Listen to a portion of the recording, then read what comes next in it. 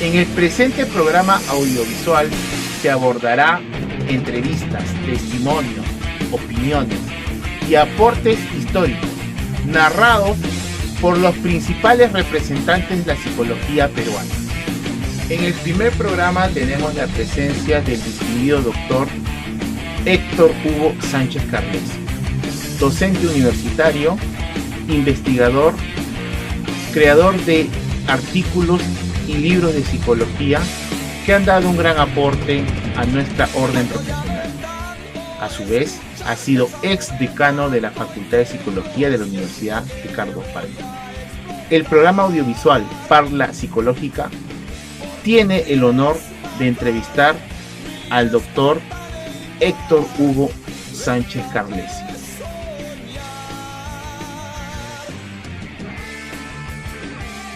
Un saludo cordial a su persona, doctor Hugo Sánchez Carlesi. Muchas gracias, doctor Pedro Tapia. Gracias. Bienvenido.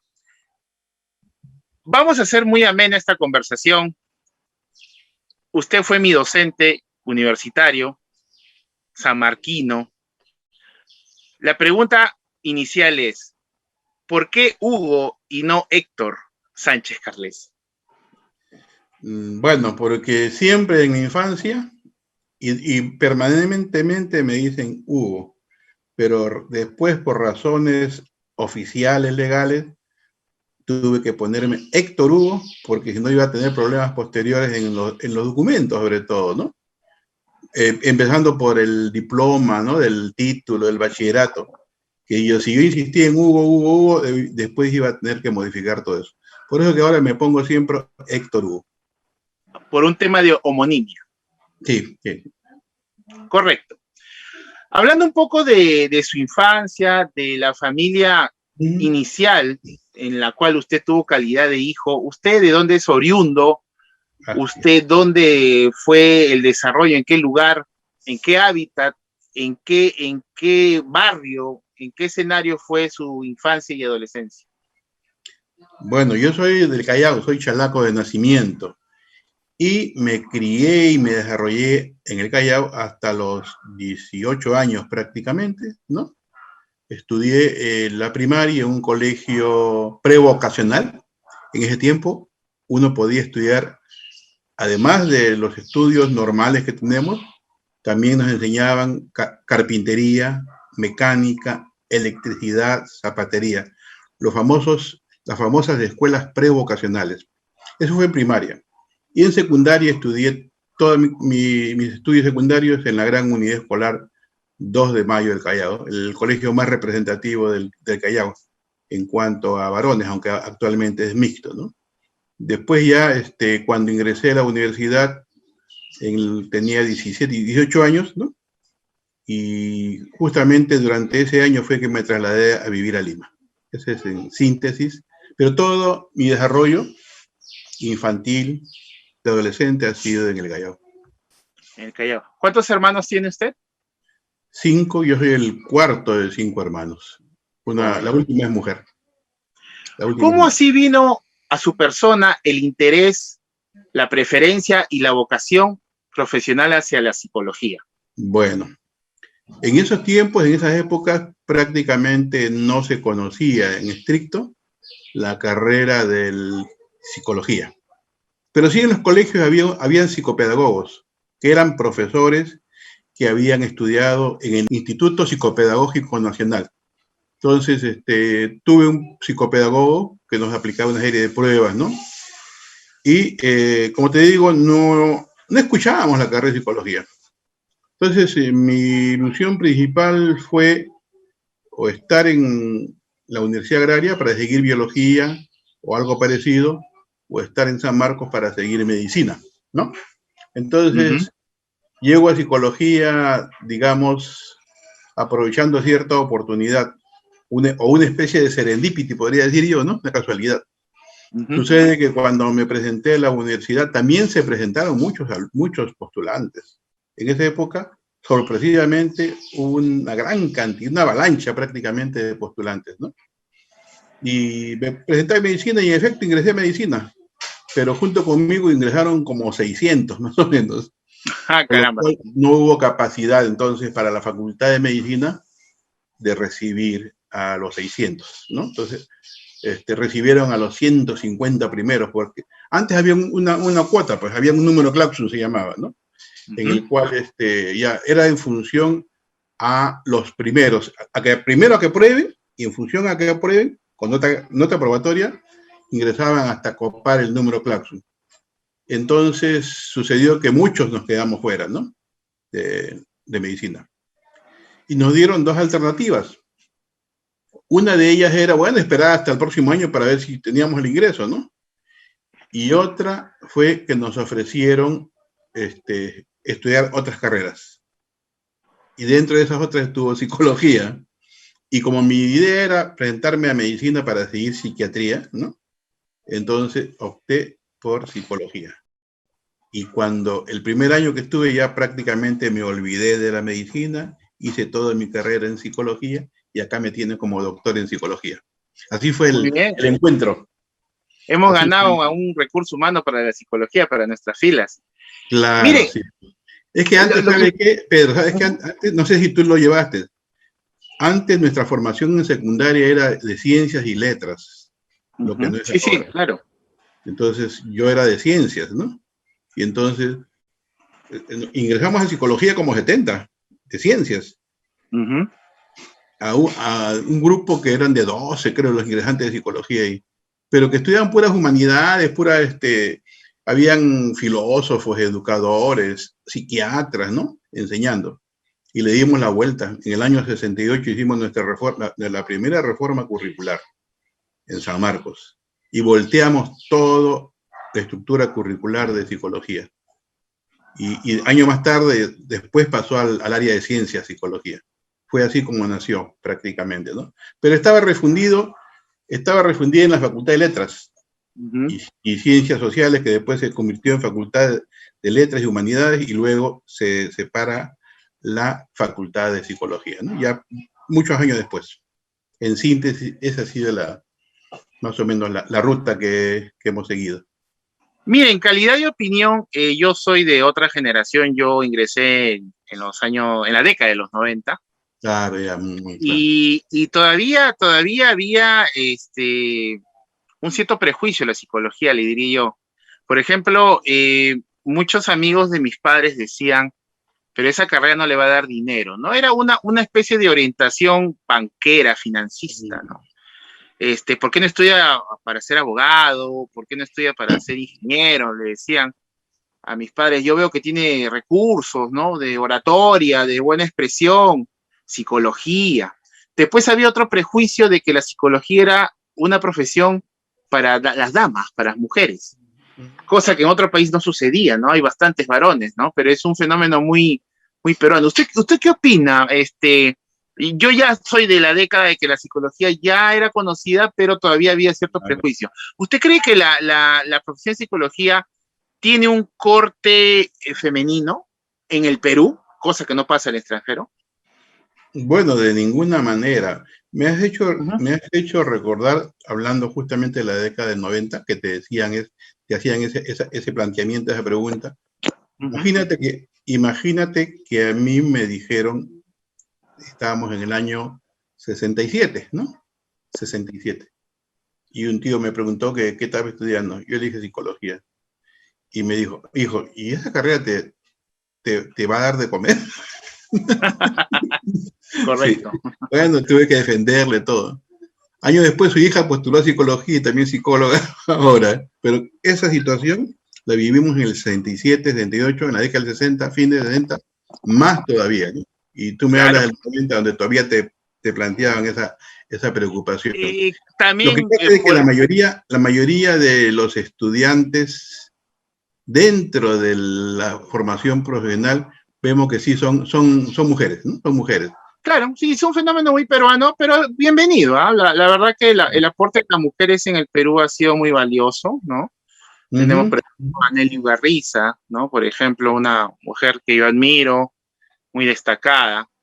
Violeta Tapia. No, claro, no le veo la relación, solamente que quería saber su opinión porque es algo muy peruano, ¿no? Cuando uno Sí, compara pues, otras realidades, hay claro. una cantidad de varones tan igual como de damas, ¿no?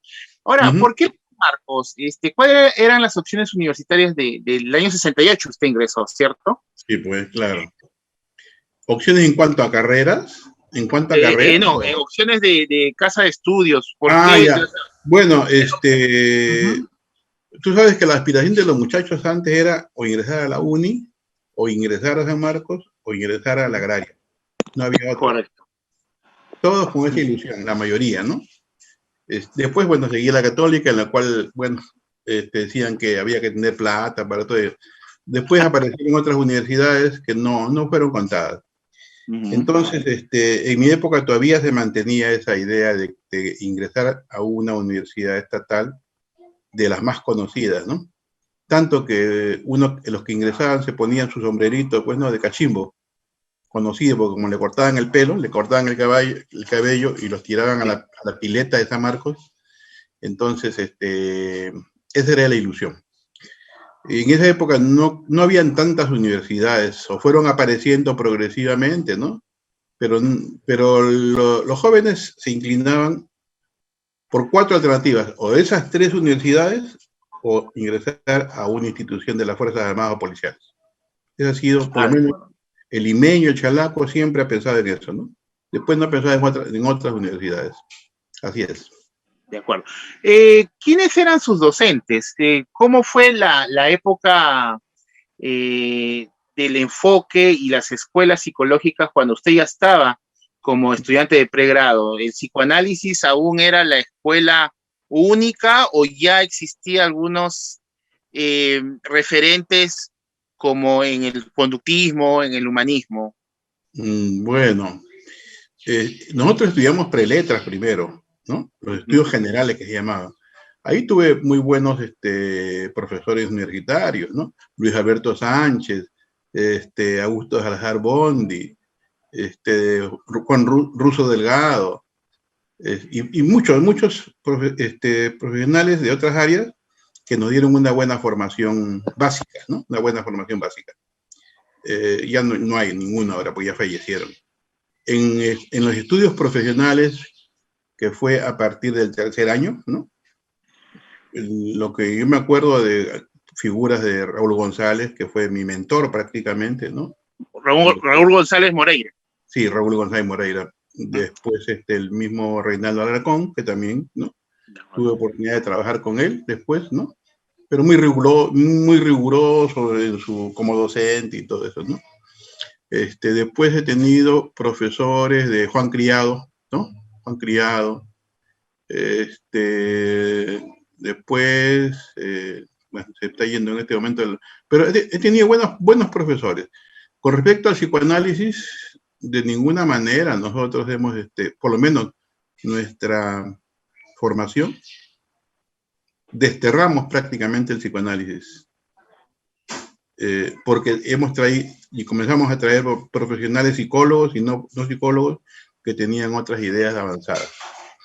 Después, ya terminando, prácticamente nuestra carrera se convirtió en una dualidad, en parte con los aportes de la psicología del aprendizaje, con el neoconductismo, ¿no?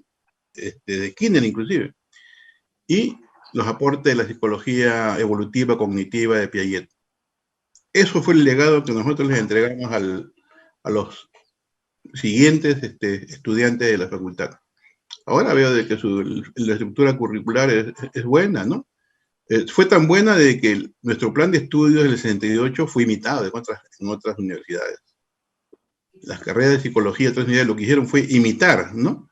La mayor parte de los cursos que estudiamos nosotros, que eran nuevos, comenzaron a seguirlo. Entonces, no, que yo sepa, aparte de Criado, que sí era psicoanalista, pero más bien humanista y todo eso, no hubo una, digamos, profundidad de invadir con ideas psicoanalíticas en la carrera.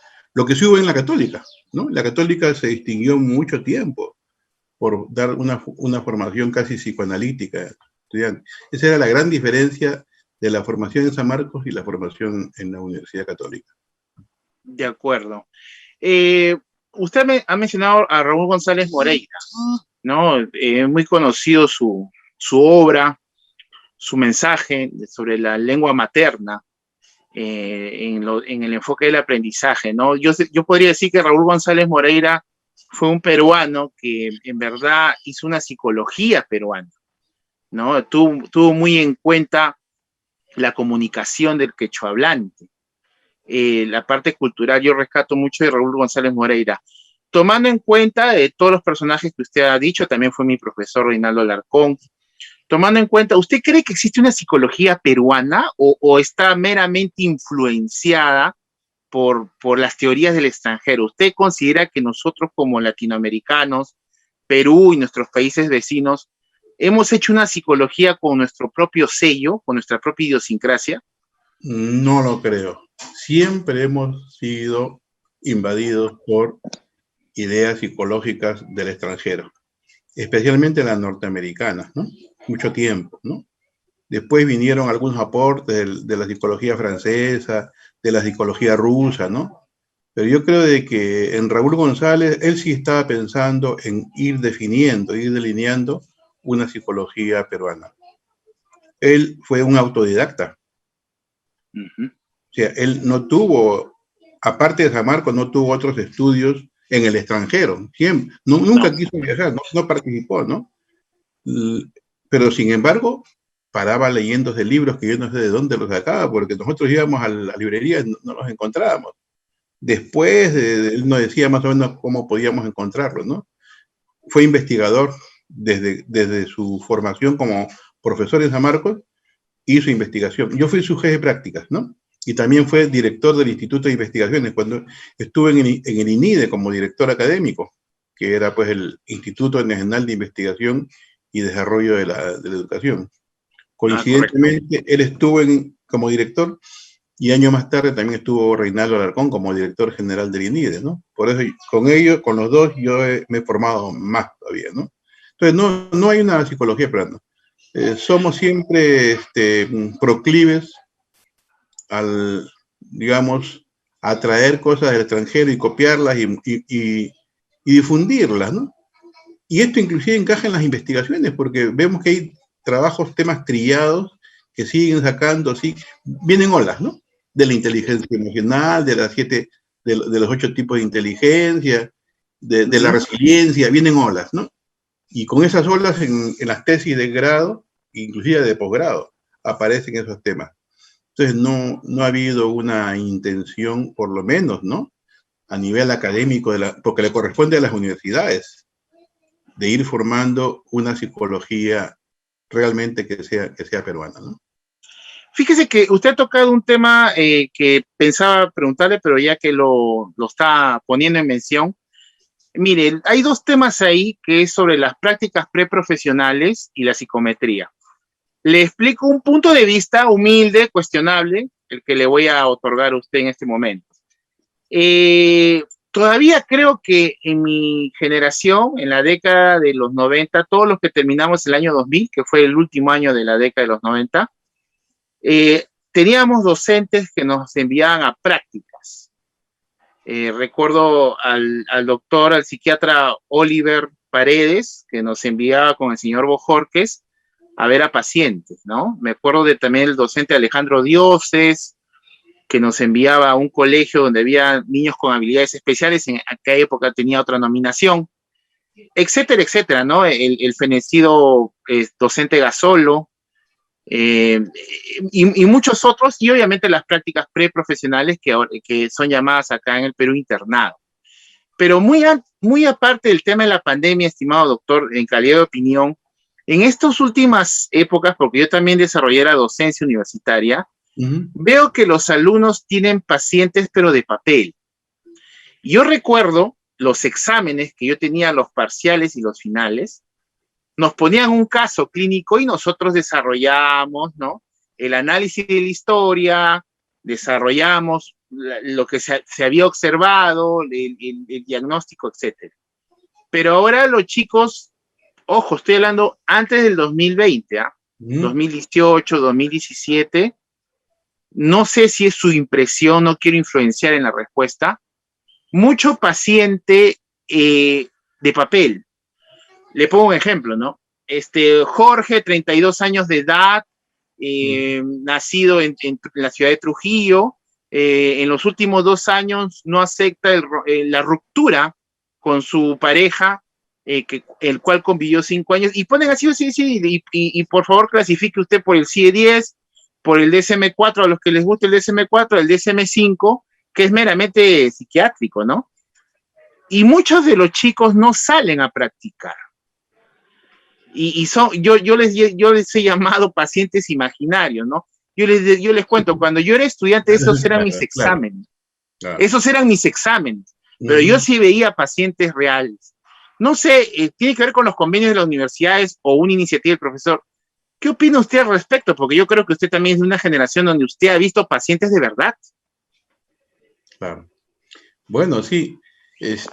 Refiriéndome a mi época, ¿no? Yo hice mis prácticas preprofesionales que eran de 1 año completo, ¿no? Bueno, la mitad lo hice en el Hospital Carrión del Callao, donde no existían psicólogos, solamente existía la presencia de un psiquiatra. ¿Y para qué? Me recibieron bien, no, nunca me...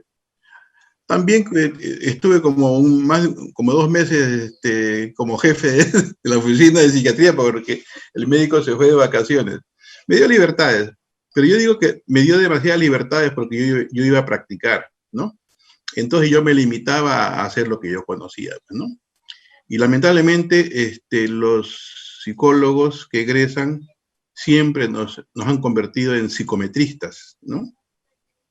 Entonces, una vez que toman estos datos de la historia personal, lo único que se dedican es a aplicar pruebas y pruebas y pruebas y pruebas, ¿no?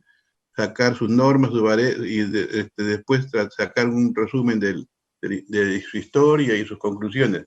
Bueno, eso lo tuve por 6 meses, 7 meses más o menos. La verdad que no me gustó, porque de repente no tuve un asesor pues, a la mano, ¿no? Fíjate que éramos los primeros que hacían, nosotros mismos nos buscábamos nuestro centro de práctica. Era difícil que la universidad pudiera estar coordinando, ¿no? Con centros de práctica. Entonces, no tuve una buena experiencia, como el campo de la psicología clínica y de la salud, si pudiéramos decir, ¿no? Entonces me fui a hacer mis prácticas en educación, en un colegio. Y ahí sí tuve más oportunidades. Creo que, yo siempre he dicho de que donde mejor se aplica la psicología es en la educación, porque tiene que ver con la formación, el desarrollo de la personalidad, ¿no? Y donde te especializas de una manera ciega es en el campo clínico, pero estás muy limitado a tus instrumentos que tienes, muy limitado a los psiquiatras que están por ahí, ¿no? Y de repente te supervisan, todo eso. Entonces, no he tenido una buena experiencia en el campo clínico. Todas mis experiencias posteriores fueron todas en el campo educativo. Entonces yo pienso de que en gran parte, actualmente, ¿no? Las prácticas profesionales dependen de la facultad, ¿no? Porque hay otros servicios y otros beneficios que se exigen ahora, no es como antes, ¿no? Que uno graciosamente iba 1 año y estaba ahí, pero ahora es diferente. Y se hace difícil más bien buscar una conexión externa, si es que no tenemos el amparo de la facultad de psicología en este caso, ¿no? No sé cómo se estarán llevando las prácticas ahora, pero en cuanto a los practicantes que han estado conmigo, siempre han salido aprendiendo investigación, que era lo más importante para él, ¿no? En ese momento. Pero no sé cómo se están llevando las prácticas en otras áreas, ¿no?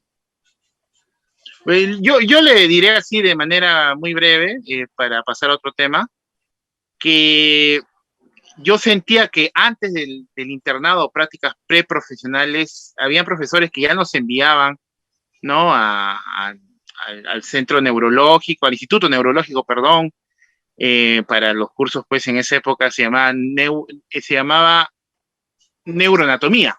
Ajá, claro. Neuroanatomía, después ahora ya es neuropsicología, ¿no?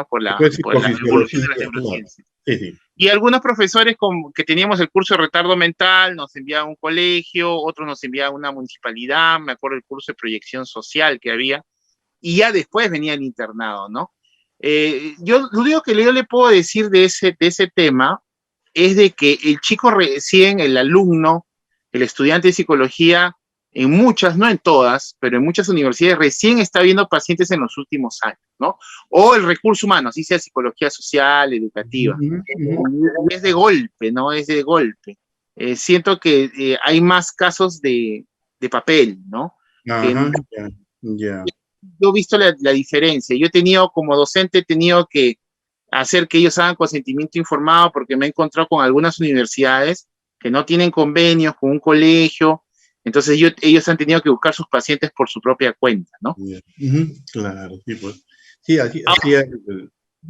ya, ahora con el tema de la psicometría y adelantando un poco, claro, es importante la psicometría, pero no es toda la evaluación. Trayendo a colación lo anterior, yo no sé cómo pueden preguntar tantos pacientes de papel cuando no se ha observado, no se ha practicado la entrevista, ya sale la entrevista establecida, y la psicometría ha tenido también un resurgimiento muy grande por las tesis. Yo quisiera su opinión porque usted es un metodólogo. Yo he tenido alumnos que han querido hacer su tesis con una lista de cotejo, con un registro, pero a veces siento, doctor, a ver, corríjame usted que ha sido mi profesor, que hay una dictadura académica. No, tiene que ser psicometría. Tengo entendido que uno hace tesis si cumple con los estándares científicos, ¿no? Yo puedo ir con mi rata albina y demostrar conductas de sobrevivencia y con mi registro, y es mi tesis cualitativa. Pero las universidades, no todas, pero sí ya muchas, no, tienes que investigar violencia, tienes que investigar maltrato escolar. Entonces, no sé cómo es en su caso, usted que ha sido decano, ¿hay libertad científica o es de acuerdo a lo que el decanato con sus profesores han decidido? Bueno, yo soy decano en 2 oportunidades. Y si siguiera siendo decano, seguiría siendo decano, yo creo que siempre he dejado en libertad a los alumnos para que puedan elegir el tema que más les... Así debe decir, o no sé si dice el reglamento, ¿no? No podemos aferrarnos a ciertas líneas específicas. Pero pienso ahora, ¿sabes por qué lo hacen? Sí. Para cumplir con uno de los criterios de la SUNEDU. Porque correcto. uno de los criterios de la SUNEDU indica de que la facultad debe tener líneas de investigación priorizadas. Entonces, si no hay esa línea de priorizadas, cuando la vayan a evaluar, no va a tener pues puntaje en ese caso. Entonces, por eso es que imponen temas a todos para que cuando ya lleguen, entonces puedan demostrar que sí, lo han hecho, ¿no? Y por mi parte pienso que ese ha sido el carácter de esta imposición, que no debería darse. Con respecto a la psicometría, lamentablemente, pienso que un gran número de psicólogos se han convertido en psicometristas, pero malos psicometristas en el sentido siguiente. Lo que hacen solamente es seguir usando test extranjeros sin ningún criterio de validez, de confiabilidad en nuestro medio. Creo que debería hacerse mucha investigación en psicometría para validar instrumentos, así como se hace innovación tecnológica. Correcto. Y de igual manera, nosotros tenemos que ir actualizando, inclusive creando nuestros propios tests. No hay ninguna razón, pero le dan prioridad, pues, y efectivamente muchos profesores te exigen tal o cual instrumento y no toman en cuenta que se puede hacer investigación con una lista de cotejos, ¿no? Un registro anecdótico, ¿no? Se puede hacer con una guía de observación, y es que no encuentran la diferencia entre la técnica y el instrumento, ¿no? La técnica puede ser la de observación, pero los instrumentos son varios, ¿no? Y justamente los instrumentos nos permiten ya recoger los indicadores que están siendo observados. Al final funciona como si fuera una prueba psicológica. cuando logramos sistematizarlo adecuadamente, cuando le damos cierta validez, cierta confiabilidad. Para eso están las listas de cotejos que son, en algunos casos, hasta estandarizadas, ¿no? Entonces, pienso yo de que en cuanto a la investigación en las universidades, está a nivel de pregrado, está muy limitado porque también los alumnos vuelven a repetir los mismos temas, ¿no? Y eso se ha hecho por años, ¿no? Los mismos temas. De repente son con otras muestras, pero al final viene a ser lo mismo, ¿no? Yo diría temas trillados, son temas trillados que salen. Entonces no hay una producción novedosa, original. Bueno, habrá alguna por ahí, pero como conjunto, si nosotros revisamos las tesis, vamos a encontrar que en todas las universidades lo mismo, ¿no? La misma temática, inclusive hasta los mismos instrumentos, y ese es el gran problema que tenemos. Conversamos con el doctor Luis Pérez, la necesidad de actualizar a nuestros psicólogos, ya que la universidad no lo hace, ¿no? Debería haber programas de capacitación y actualización permanente de los psicólogos para darle, ¿sabe qué? O remarcarle bien los conocimientos teóricos y metodológicos básicos que deben tomar siempre en cuenta para poder actuar como psicólogos. De esa manera yo creo que pudiéramos sacar adelante la carrera. Otra cosa, por X razones, los psicólogos prefieren seguir la maestría y el doctorado y se olvidan de la segunda especialidad, que es lo más importante para ellos. Son profesionales, entonces deben seguir programas de segunda especialidad, que son los que le van a tecnificar más, ¿no? Va a servirle más en su profesión. Pero la maestría y el doctorado son académicos, salvo que seas profesor o investigador, está bien, puedes seguir maestría y doctorado.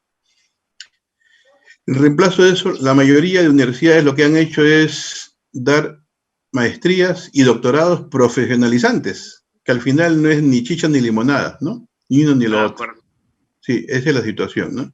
Yo pienso que debería programarse, de repente el mismo colegio de psicólogos, en convenio con universidades, el fortalecer los programas de segunda especialidad y darle el valor y la equivalencia que merecen, ¿no? Porque antes eran equivalentes segunda especialidad con la maestría. De igual manera podría continuarse con esa equivalencia.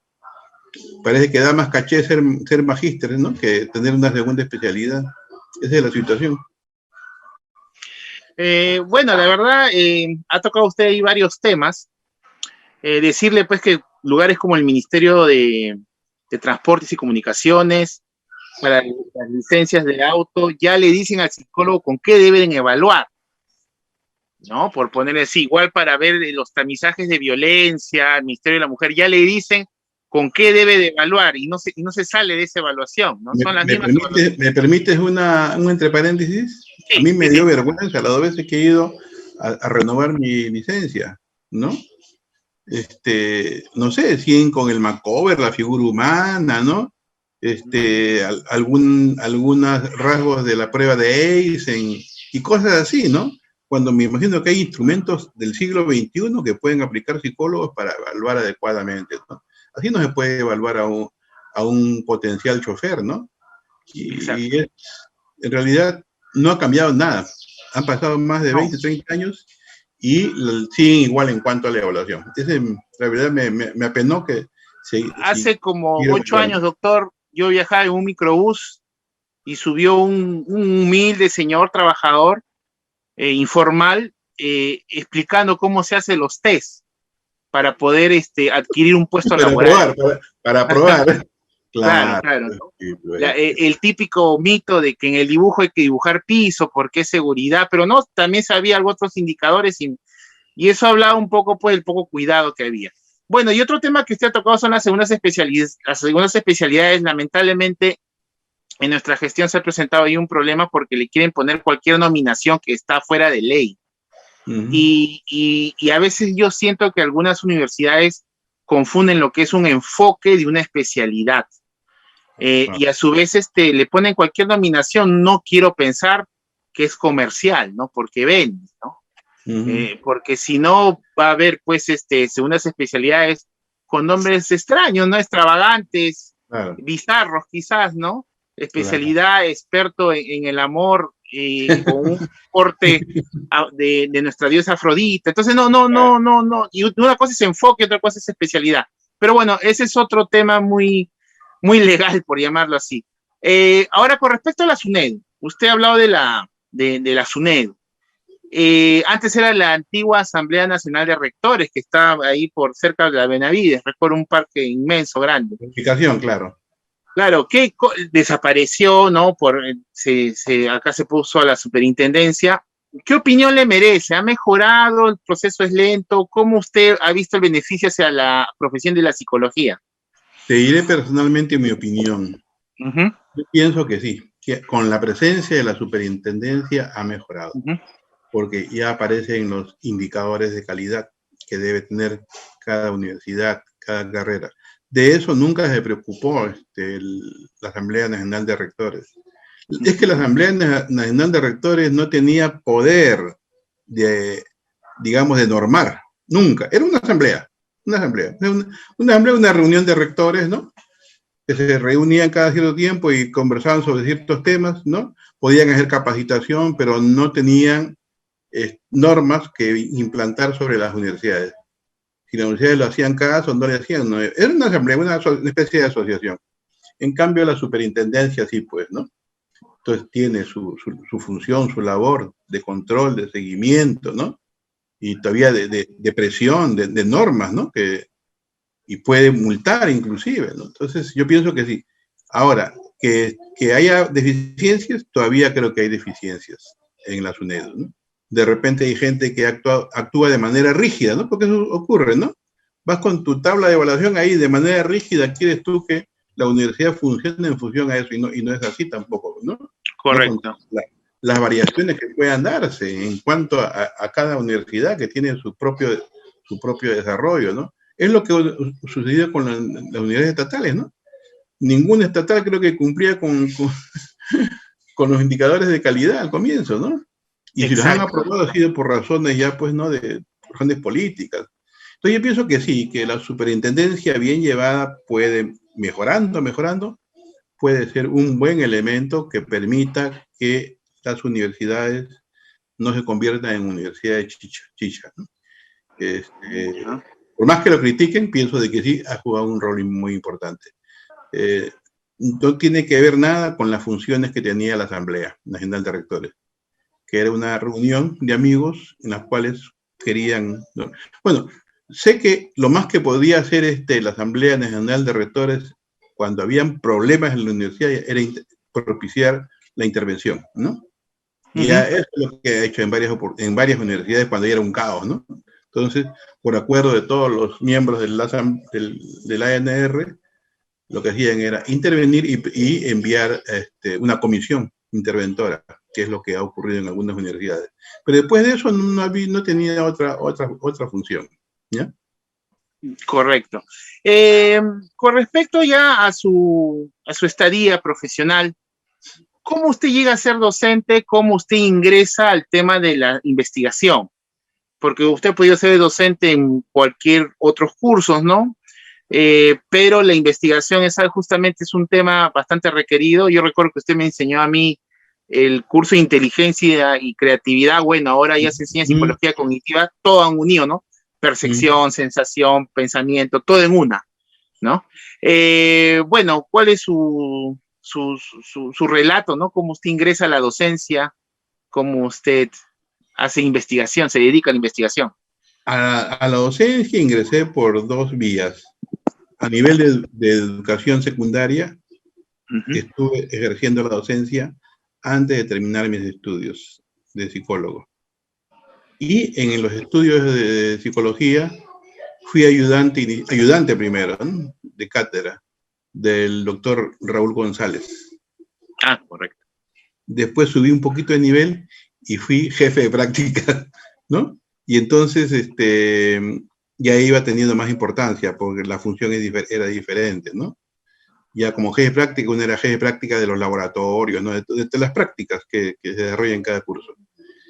Y después ya me asignaron cursos como jefe de práctica por ausencia, especialmente el doctor Raúl González, que se había ido pues al INIDE, ¿no? Ya había dejado la universidad temporalmente, había pedido licencia y todo eso.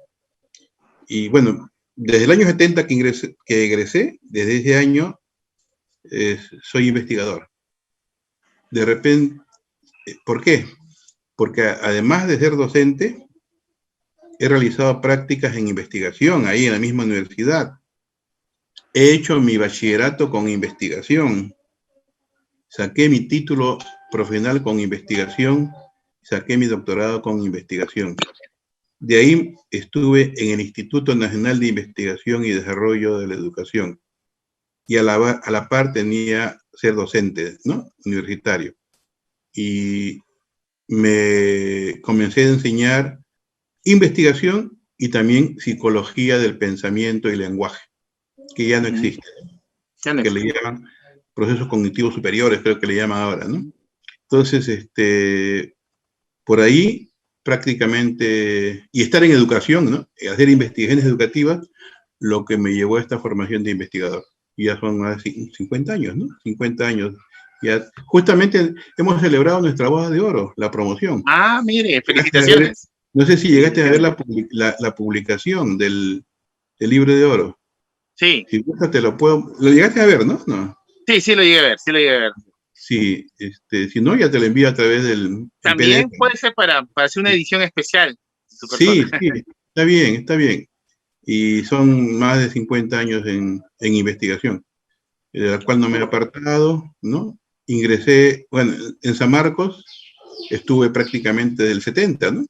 Como jefe de práctica. Y en Ricardo Palma estoy desde el año 76, también una cantidad de años, ¿no? Entonces, más o menos esa ha sido mi ruta en cuanto a mi formación en investigación en el campo de la educación, fundamentalmente, ¿no? De la educación. Muy ligado a la psicología de la creatividad, psicología del pensamiento, ¿no? A la comprensión de lectura, esas cosas. Es lo que más me ha cubierto en cuanto a expectativas de logro. Correcto, doctor. Usted tiene la segunda especialidad de psicopedagogía. Claro. Llevando temas actuales, yo recuerdo cuando era alumno que se ponía pues a catedráticos de verdad, ¿no? Siempre está la percepción del alumno, ¿no? Un buen docente, docente colérico, docente bondadoso, etcétera, ¿no? También es el rótulo que el profesor se pone en el momento de otorgar una clase. Se utiliza un poco el sentido del humor, así como quizás lo hacía Ellis en sus terapias. Hay otros profesores que son sumamente serios, pero voy al hecho de que, o sea, yo sentía que tenía la seguridad de que el hombre o la mujer que estaba parado en mi delante, impartiéndome conocimientos, ya sea en práctica o ya sea a nivel teórico, era una persona que conocía, no se salía del sílabus, conocía y había años de experiencia. En mi época era el retroproyector y la pizarra, ¿no? No había tantas estas facilidades de diapositivas, ¿no? Claro. Etcétera. ¿Por qué le digo yo esto? Un poco por cómo usted ve la tecnología, ya que usted tiene la segunda especialidad de psicopedagogía, y por otro lado, cómo usted observa la evaluación que se le hace al docente. Yo no me cierro a que me evalúen, pero yo he visto personas que han pasado a mi salón y sí, me destacaban la oratoria, me destacaban el conocimiento del caso, pero siempre te señalaban un defecto. ¿Por qué no dibujaba en la pizarra? Me decía, ¿no? Etcétera. ¿Por qué no he hecho una media luna? En fin. ¿Cree usted que ahora el docente, por ejemplo, hay un autor que se llama García, ¿no? Que él dice los métodos de enseñanza por forma de razonamiento, por coordinación de la materia, por concretizar la enseñanza. Siga, doctor, siga. No. Ya, por la sistematización de la materia. Hay un montón de rubros para evaluar al docente. ¿Usted cree que es necesario, es una simbiosis de la cátedra abierta con estos nuevos métodos psicopedagógicos? ¿Cuál es su opinión también de la tecnología? Bueno, en principio hay que entender de que la gran mayoría de profesores universitarios no tienen formación como docente, ¿no? Ajá. Lo han ido adquiriendo en la experiencia o en ciertos cursos de complementación pedagógica, se llama, ¿no? Y en los cuales se trata de el profesor debe aprender. En esta época ya está muy de moda el aprendizaje por competencias, que creo que encaja muy bien en cuanto a las tareas que realiza el profesor, ¿no? Yo creo de que si es que el profesor no se actualiza desde el punto de vista teórico-metodológico y también del punto técnico, como ahora, ¿no? En plena pandemia hemos visto que profesores no ataban ni desataban mediante este aprendizaje virtual, ¿no? O aprendizaje remoto. Entonces, si no logra actualizarse, prácticamente va a estar por gusto ahí, ¿no? En este momento, Claro. sobre todo, muchos profesores han tenido que retirar. Ellos mismos han solicitado su retiro, porque la exigencia, la inmediatez, ¿no? El año pasado ocurrió eso, la inmediatez, todo eso. Entonces, al estar imposibilitado, porque nadie estaba a su lado para que le asesoren, yo tuve la suerte de repente de tener cerca a mis nietos. Mire. Los nietos saben más que uno, ¿no? Ya. Y entonces ya uno iba, ellos iban apoyando, ¿no? Ellos dominan completamente todo lo que nosotros no sabemos. Pero un profesor que vive solo o con alguien, su pareja que está tan igual que él, ¿no? En cuanto a conocimientos tecnológicos, no le quedó más remedio que retirarse, ¿no? Nada más. Okay. Si fuera presencial, creo de que debemos combinar, yo siempre he dicho que debemos combinar el famoso método dirigido con el método por descubrimiento, ¿no? El dirigido para ciertos temas en los cuales es necesario el alumno adquiera memoria, retención, ¿no? Comprensión, y el método de descubrimiento cuando queremos o cuando querramos que el alumno más bien sea más creativo, ¿no? Que tenga más autonomía, más independencia, ¿no? Que pueda desarrollarse más ampliamente. Sobre la base de esos dos métodos pueden haber métodos más específicos que se puedan ejecutar, ¿no? Siempre tomando en cuenta que una cosa es darle la información al alumno, que es el método dirigido, o que el alumno vaya en busca de la información, que es el método por descubrimiento que más conjuga con los proyectos, los famosos proyectos, y sobre todo con los proyectos de investigación, ¿no? Correcto. Con respecto al tema de la calidad del estudiante, mire, ya en mi época ya había una resistencia a leer, ya va muy asociado con los cambios tecnológicos, ¿no? La facilidad de la tecnología, pero todavía se leía, ¿no? Yo recuerdo también su colega, al doctor Ramón León. Mi parcial era 3 libros y mi final era 5 libros o 4. Claro. Ese era mi examen final. Nadie se quejaba. Yo no sé si usted creo que era decano ya cuando yo estaba estudiando. Claro, claro. No creo que alguien se quejaba, pero fíjese que yo como docente me he encontrado con algunas sorpresas, ¿no? A mí cuánto me hubiera gustado que mi examen parcial sea 30 o 40 diapositivas. Claro, claro. No, mi examen parcial era 400 hojas, ¿no? Entonces, yo he visto en las universidades donde yo he trabajado alumnos que se han ido a quejar a la escuela de psicología, a la coordinación de psicología o a la facultad de psicología, que hay muchas diapositivas. Y las diapositivas para mí es un resumen de los libros. Es un esfuerzo que hace el docente, también por la exigencia que le dicen que cuelgue, ¿no? Que cuelgue en el sistema. Y eso me apena a mí un poco, en verdad. Ahora, sí hay chicos que leen, chicas que sí, mi respeto, pero son poquísimos, en verdad. Piden balotarios. ¿Cómo ve usted este tema de la lectura, del reconocimiento de nuestros autores? Usted hace rato ha mencionado a Piaget, ¿no? Y toda la escuela cognitiva, Vygotsky, Ausberg, toda la escuela que existe cognitiva, ¿cómo ve usted esto del estudiante, ya en su calidad de docente? Bueno, lamentablemente el nivel de comprensión de lectura ha bajado ostensiblemente durante todos estos años, ¿no? Tanto en docentes como alumnos también, ¿no? Bueno, alumnos que después se convierten en docentes, pero que han leído poco, ¿no? En todos los trabajos de investigación sobre niveles de comprensión de lectura se ha encontrado. Y ahora está peor, ¿no? Los niveles bajos. No hay, digamos, mayor presencia de la lectura crítica, por ejemplo, ¿no? Lo que tiene que ver con el pensamiento crítico. Los alumnos son más receptivos, nada más, receptivos y comprensivos, y retienen aquello que han leído y punto, pero a nivel de comprensión, ¿no? De interpretación, ya se le viene un problema. Y a nivel crítico, peor todavía.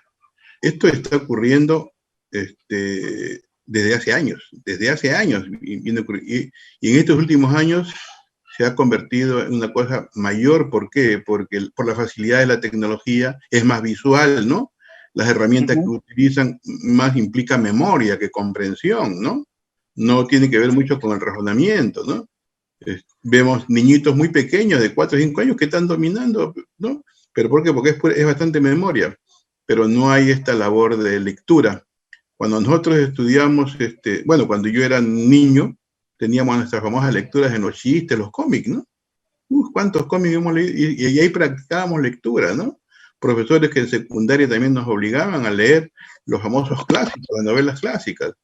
En la universidad, en el pregrado, en cultura general, teníamos que leer no solamente un libro, sino varios profesores nos pedían que deberíamos leer. Hasta la Biblia nos hacían leer, porque como es histórico y todo eso, ¿no? Entonces, eso no ocurre ahora. Ahora toda la información se le da visual prácticamente, ¿no? Y no hay mayores niveles de comprensión lectora.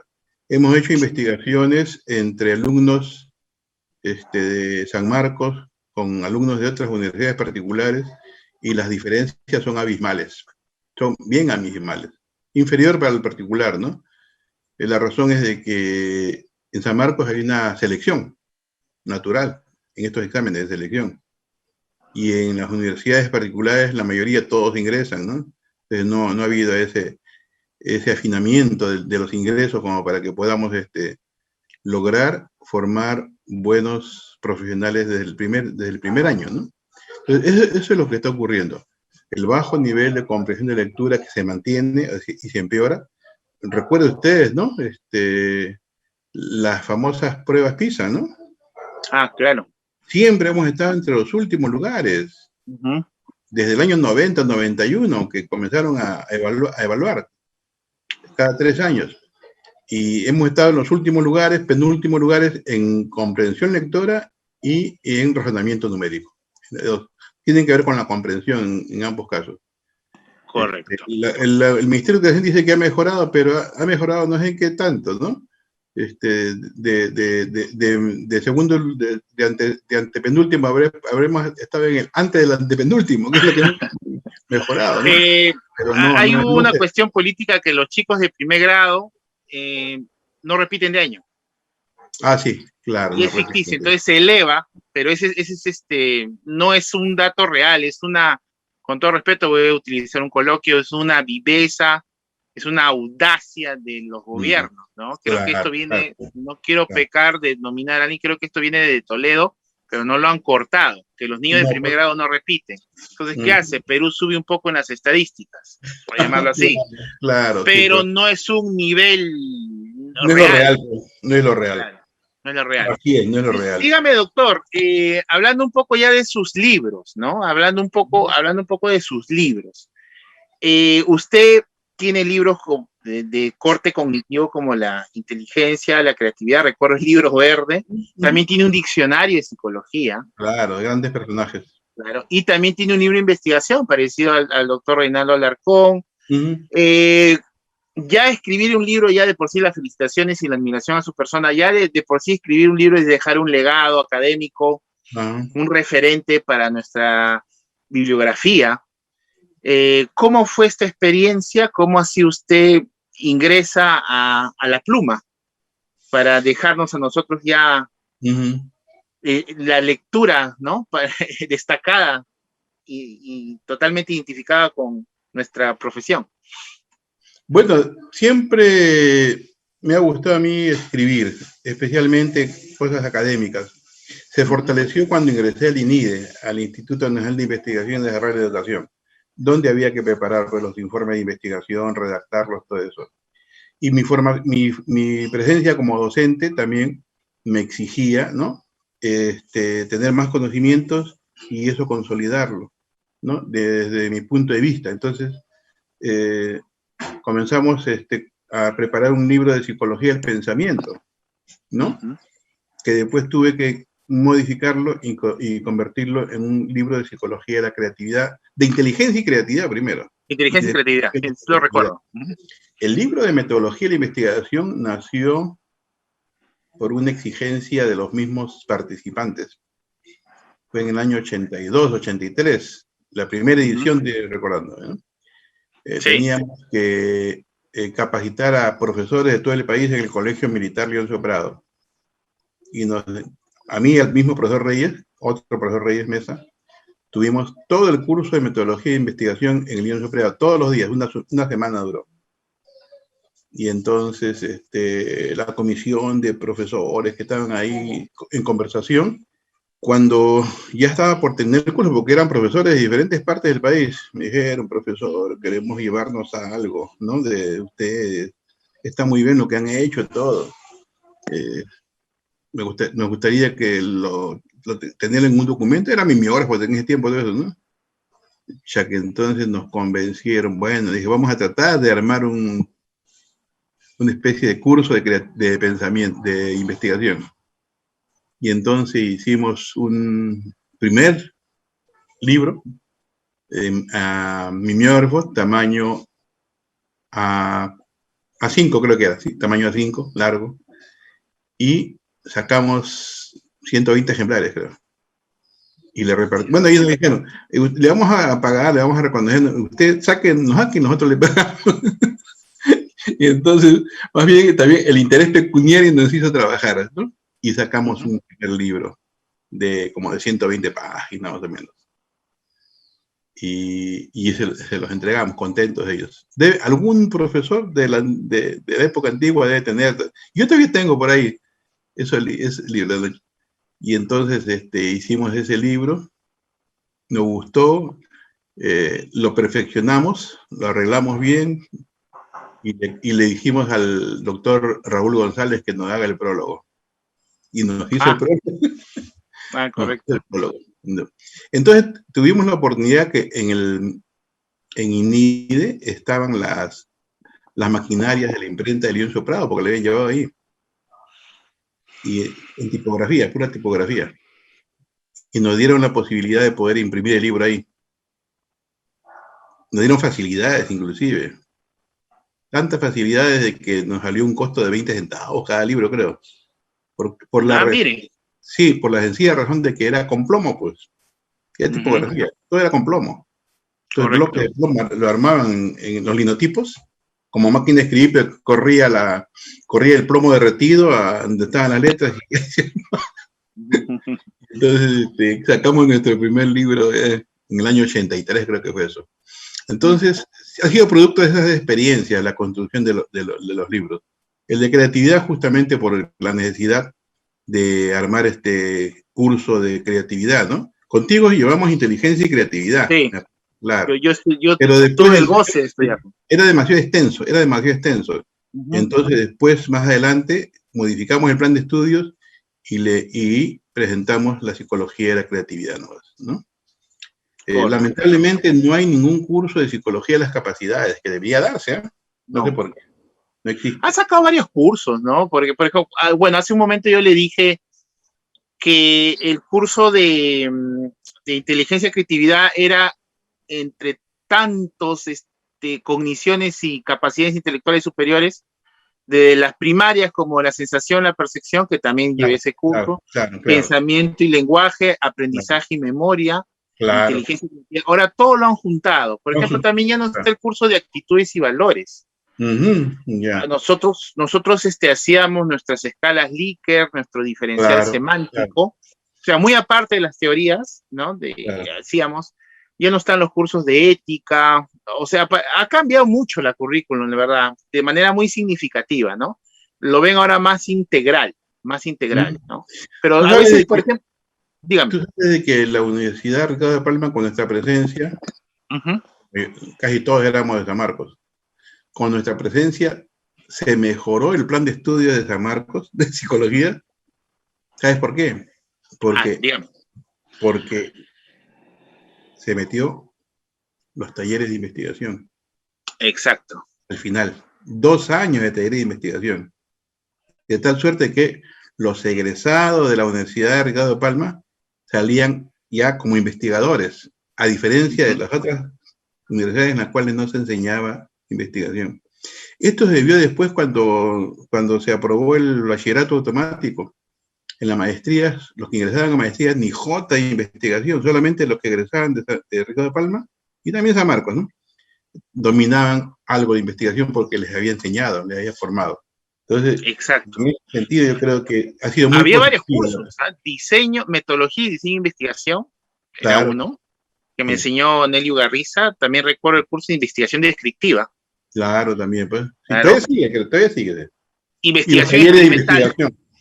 Y Claro. los talleres de investigación 1 y 2. Los talleres de investigación, claro, o sea, había bastante investigación, ¿no? Claro, justamente hablando de la parte experimental, miren, bueno, quiero opinar algo antes de entrar a este tema experimental.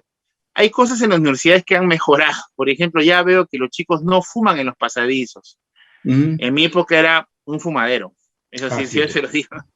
Se fumaba y se fumaba, ¿no? Y ahora veo que cosas rescatables en universidades que ahora cuidan las áreas verdes. Sí, hay que señalar lo bueno, ¿no? En mi época era muy descuidado eso, ¿no? Claro. Parecía el campo de Marte, la gente dormía, todo, pero bueno, también era parte de la cultura juvenil, ¿no? De aquella época, ¿no? Bueno, eso sí es algo que yo rescato mucho, y ahora hay más talleres de teatro, ahora hay más talleres de uso adecuado del tiempo libre, ¿no? De actividades recreativas, ¿no? Eso sí rescato en estas épocas, que no, yo veía eso un poco restringido por la manera como se pensaba también en los 90, ¿no? Cuando uno hacía talleres de teatro había prejuicios, ¿no? Claro, sí ha habido siempre. Y bueno, no quiero entrar a temas políticos, pero por ejemplo, decía, seguro tú debes ser terruco, o sea, había unos pensamientos, unos prejuicios por estudiar teatro, ¿no? Por ponerle un ejemplo, ¿no? Ya, eran unos prejuicios raros de aquella época, que ahora no, ahora los chicos estudian teatro muy libre de su opinión política, ¿no? Claro. Ya, bueno, quería entrar al tema experimental, porque mire, ahora que soy vocal del Colegio Psicólogo, muchas personas, no, que yo voy a enseñar un curso, yo voy a enseñar un método, un programa. Entonces, ¿nosotros qué hacemos?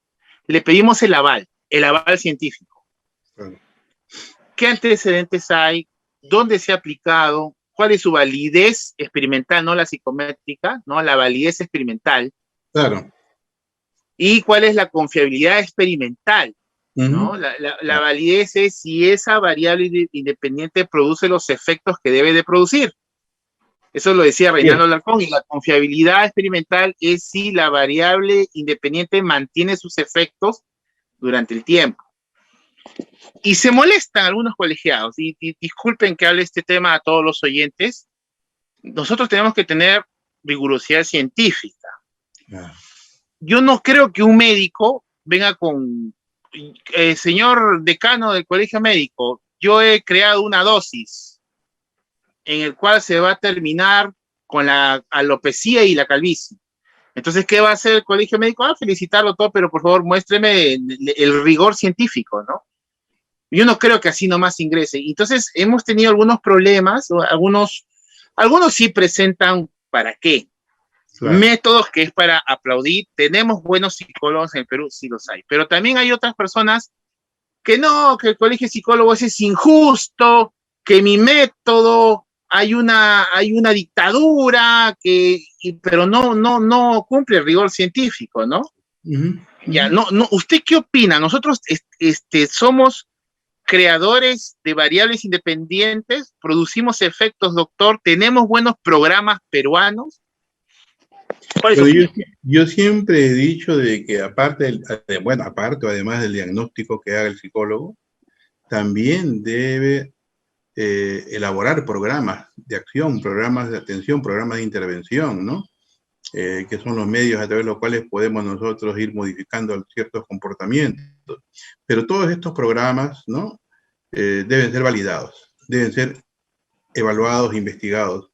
Y la mejor forma de poder demostrar su validez es a través de un trabajo experimental, ¿no?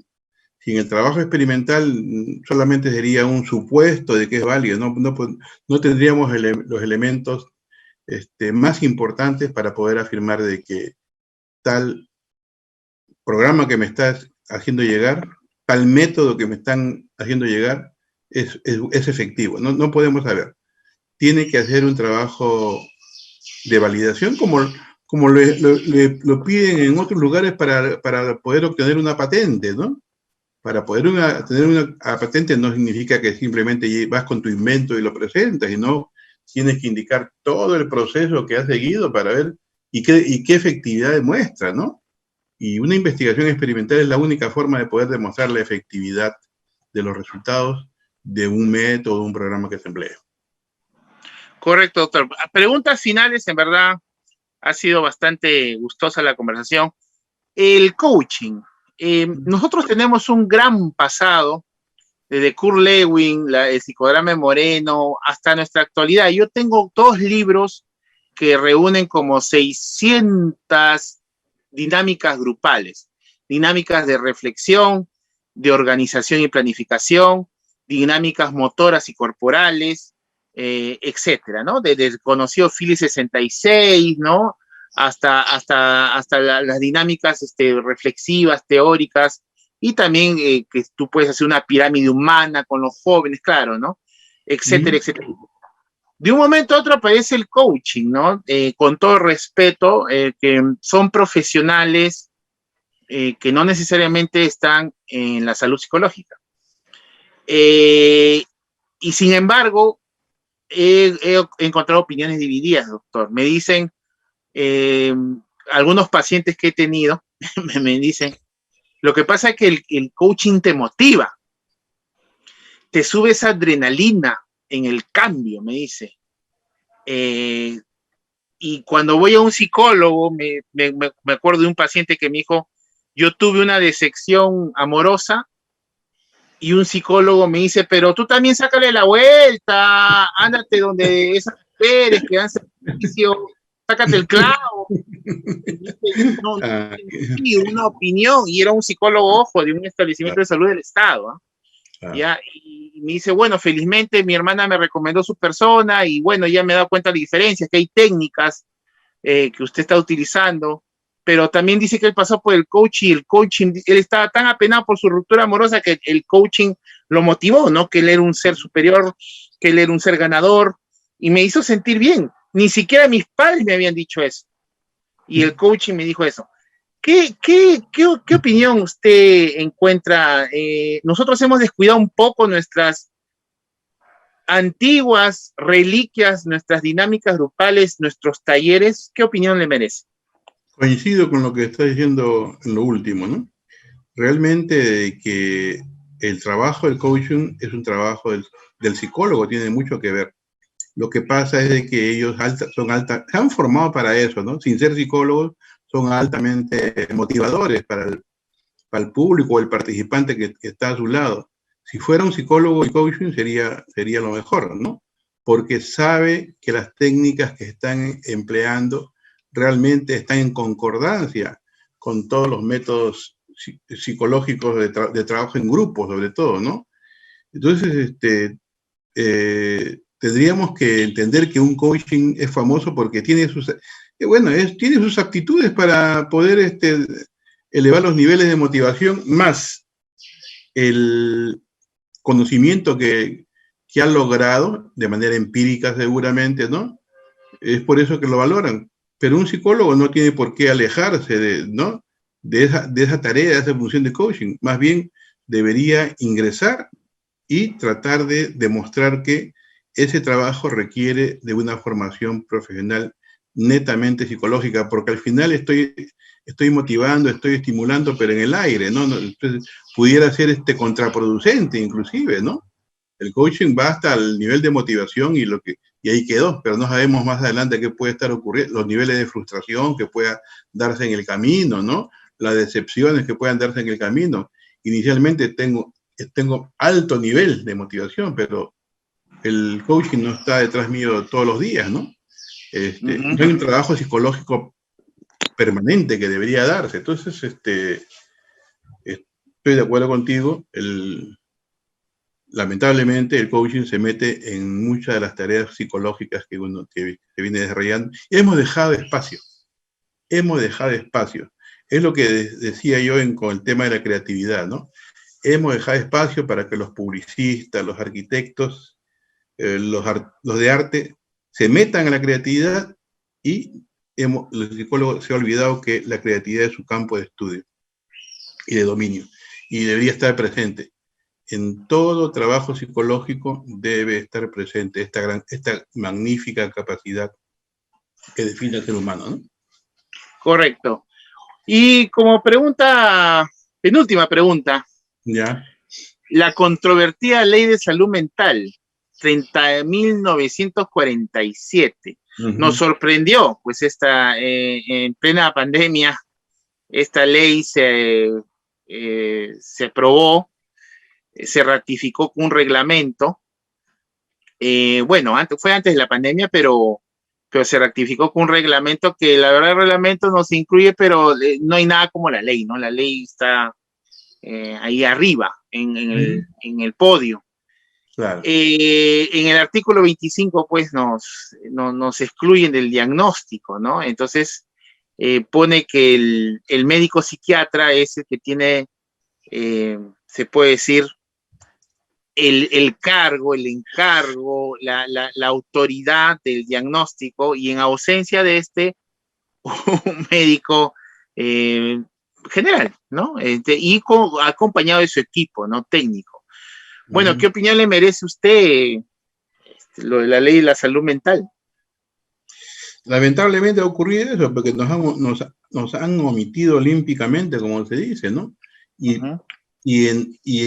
yo lo interpreto como que estamos ubicados en el personal de apoyo al psiquiatra, ¿no? Y eso no es así. Lamentablemente, nosotros hemos dejado de que el concepto de salud mental continúe vigente desde la época antigua, porque debió cambiarse el término, ¿no? De salud mental en salud psicológica. Pero está tan universalizado que no nos queda otro remedio que seguir dentro empleando ese término, ¿no? En el fondo es salud psicológica, no es salud mental.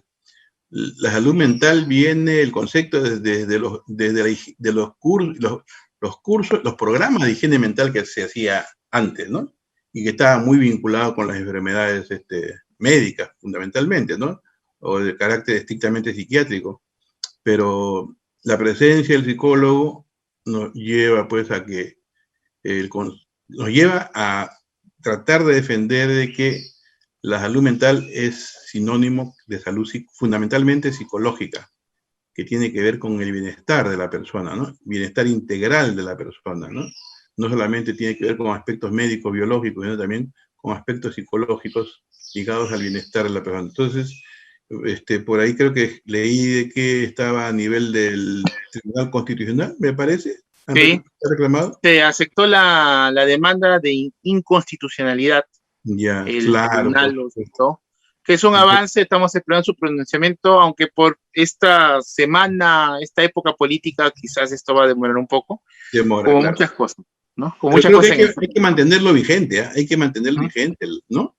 Este reclamo claro. hay que mantenerlo vigente, porque el que no llora no mama, ¿no dicen? Entonces, se debe continuar con eso, porque si no, razones interesadas de los psiquiatras que han participado, ¿no?, en esas comisiones para haber excluido, ¿no?, y solamente la presencia del médico, ¿no?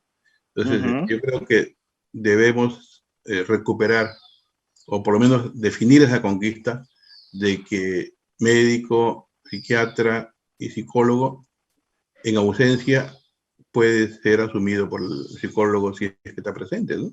Claro. Preguntas ya finales, ¿no? En calidad de opinión, una persona que yo he trabajado en el Estado, siento que existe una debilidad en lo que es gestión pública. El psicólogo como partícipe y como una persona salubrista tiene algunas deficiencias. Me incluyo yo, porque yo cuando entré a aprender y me di cuenta que los médicos, las enfermeras nos tenían una ventaja, ¿no? En sus conocimientos de leyes, resoluciones. Claro. Entonces, cuando uno tiene un conocimiento en gestión pública, no solamente por una maestría en gestión pública o un curso, un diplomado, sino ya en el actuar, aparte de los conocimientos teóricos, creo que la defensa es mejor, es mucho mejor. Nosotros parece que nos alejáramos de la política. Yo he recibido opiniones como que el psicólogo no debe opinar de política. O sea, un ingeniero, un arquitecto puede opinar de política, pero el psicólogo no. Tenemos algunos prejuicios un poco extraños. No me refiero solamente a la política partidaria, que es un tipo de política. Claro. A la política de gestión pública, que son muy pocos los que quieren opinar, ¿no? En la psicología dicen, no, la psicología es fácil, la psicología es aconsejar. Como quien te aconseja, pues, tu pareja, tu amigo, tu vecino, ¿no? El consejo es válido, es libre, cualquiera lo puede aconsejar, pero ya en la parte profesional, yo creo que muchas personas quieren introducirse a la psicología porque lo ven fácil y todo, pero nosotros somos los que debemos defenderla y nosotros somos los que hacemos los informes, los comunicados como entidad, como profesional. Ahí está el tema, ¿no? A veces yo siento que algunos de nuestros profesionales no se la creen. O sea, nosotros tenemos el sello, nuestra orden profesional que nos reconoce en el territorio peruano, pero no se la creen. Entonces, inclusive yo he escuchado que hay, doctor, que hay psicólogos que derivan al coaching. ¿Por qué no se mete usted en este tallercito? Este tallercito lo va a animar, ¿no? Y cosas así. Ya también he escuchado que hasta negocian, ¿no? O sea, le dan un porcentaje por enviarlo a un taller. Cosa que sí me parece un poquito ya con falta de ética, ¿no? Eso yo le quería decir en calidad de opinión porque el conocimiento es general. Yo puedo aprender carpintería, yo puedo aprender cafetería, ser albañil, pero el que va a hacer un parte, un informe, ya es el ingeniero civil, pues. Claro. Ya él es el profesional, ¿no? Entonces hay que también respetar nuestras profesiones. Totalmente de acuerdo, sí. Sí, preguntas así, finales, ¿no? Finales. ¿Qué nos espera de Héctor Hugo Sánchez Carles? Si se viene algún libro, alguna investigación, ¿qué nos espera en los próximos años? Estoy en este momento, tengo 3 cosas, ¿no? Aparte de que he sido encargado de la dirección del Instituto de Investigaciones en Ciencia en Salud Mental de la Universidad Ricardo Palma.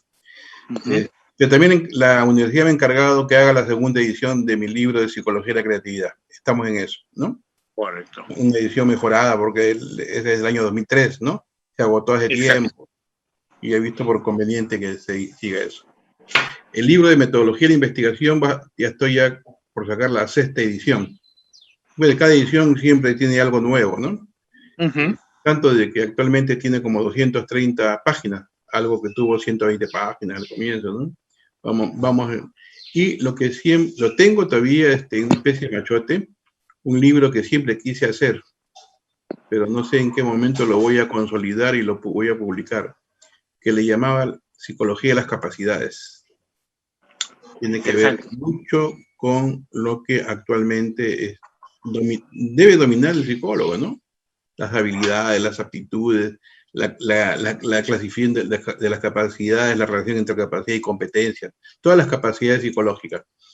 Espero de que en un corto tiempo pueda llegar a concretar este libro de psicología. La tengo prácticamente, ¿no? En términos de porcentaje yo diría que tengo como un 90%. Pregunta final, sus pasatiempos, sus gustos, a que usted aparte de la psicología, ¿Qué hobbies tiene? ¿Qué usa el tiempo libre? Mi gran hobby es cocinar. Ah, mire usted. Sí, Cocina sí, bien. pues, me gusta cocinar. Después, aparte de leer los periódicos, que nada dicen al final, y ver algo de televisión, siempre también en noticias. A veces con mi esposa nos podemos armar rompecabezas, porque para no aburrirnos, ¿no? Hemos armado rompecabezas de 500 piezas, de 1000 piezas. Entonces, mire. Sí. Caramba. Como 10 rompecabezas hemos armado en esta... Bueno, ella más que yo, ¿no? Hemos armado esas cositas.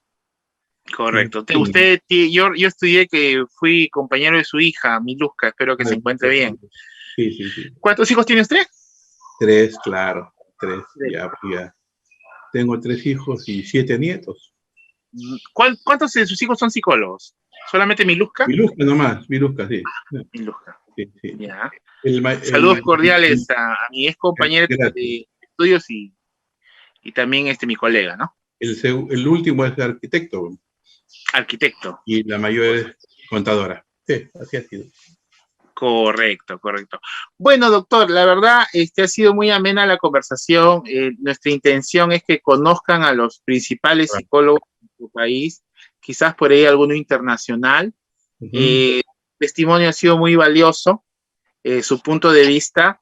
Esto va a quedar registrado en nuestras plataformas, en las redes sociales, y también queda como un registro histórico, ¿no? De nuestro gran psicólogo Héctor Hugo Sánchez Carlesi, ¿no? Autor de obras cognitivas, diccionarios psicológicos, diseños y metodologías en psicología. Yo le agradezco mucho la conversación, ha sido muy amena. ¿Algunas palabras finales para nuestra orden profesional? Gracias a ti, Pedro Tapia, y gracias a todos los miembros del Consejo Directivo del Colegio de Psicólogos, especialmente en la persona del doctor Luis Pérez, ¿no? Pérez Flores, quien pienso yo que está impulsando muy bien, ¿no? la orden profesional. Por lo menos veo de que ya en su gestión se está realizando muy buenas cosas, y creo que deben continuar así, ¿no? A todos los saludo, un fuerte abrazo, y más adelante, de manera presencial, esperemos estar viéndonos para algún acontecimiento que programe el Colegio de Psicólogos del Perú. Gracias, Pedro. Muy agradecido a usted. Con las palabras finales de nuestro distinguido doctor Héctor Hugo Sánchez Carlesi, nos despedimos de este primer programa Parla Psicológica, en la cual usted podrá observar, escuchar y tener un punto crítico sobre nuestra psicología en el país, y a su vez un reconocimiento a nuestros representantes. Muchas gracias. Hasta el próximo programa.